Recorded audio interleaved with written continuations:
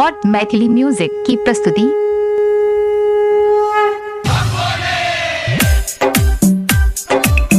माँ Gayatri recording studio.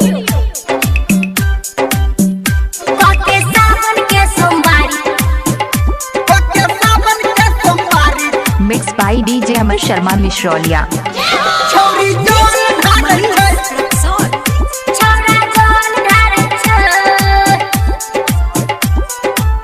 Mix by DJ Amar Sharma Mishrauliya. जल ढारे छे छौरी जल ढारे छे, जल ढारे छे छौरी जल ढारे छे। खोके सावन के सोमवारी छौरी जल ढारे छे, खोके सावन के सोमवारी छौरी जल ढारे छे।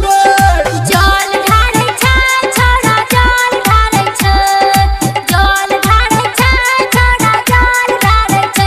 खोके सावन के सोमवारी छोरा जल ढारे छे, खोके सावन के सोमवारी छोरा जल ढारे छे। Mix by DJ Amar Sharma Mishrauliya. के सोमवारी खोके सावन के सोमवारी डीजे छौरी जल ढारे छे। अखन अपने सब सुन रहल छी धर्मेंद्र निर्मलिया के। Mix by DJ Amar Sharma Mishrauliya. बर मांगे छे छौरी बर मांगे छे, बर मांगे छे छौरी बर मांगे छे। खोके सावन के सोमवारी छौरी बर मांगे छे, खोके सावन के सोमवारी छौरी बर मांगे छे। घर मांगे छे छोरा घर मांगे छे, घर मांगे छे छोरा घर मांगे छे।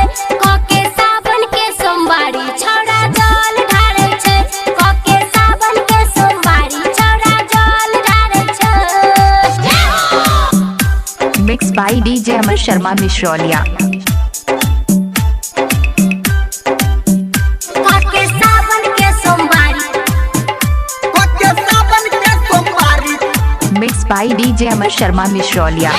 छौरी जल ढारे छे। छोरा जल ढारे छे। अभी आप सुन रहे हैं सावरिया म्यूजिक। दीप बारे छे छौरी दीप बारे छे, दीप बारे छे छौरी दीप बारे छे। खोके सावन के सोमवारी छौरी दीप बारे छे, खोके सावन के सोमवारी छौरी दीप बारे छे। दीप बारे छे छोरा दीप बारे छे, दीप बारे छे छोरा दीप बारे छे। खोके सावन के सोमवारी छोरा जल ढारे छे, खोके सावन के सोमवारी छोरा जल ढारे छे।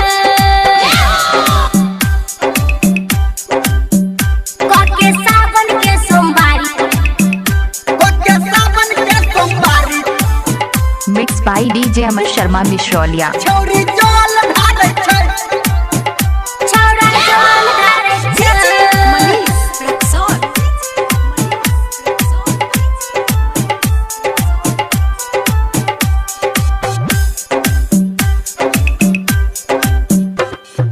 गीत गाबै छे छौरी गीत गाबै छे, गीत गाबै छे छौरी गीत गाबै छे। बैठल मंदिर के बीच छौरी गीत गाबै छे, बैठल मंदिर के बीच छौरी गीत गाबै छे।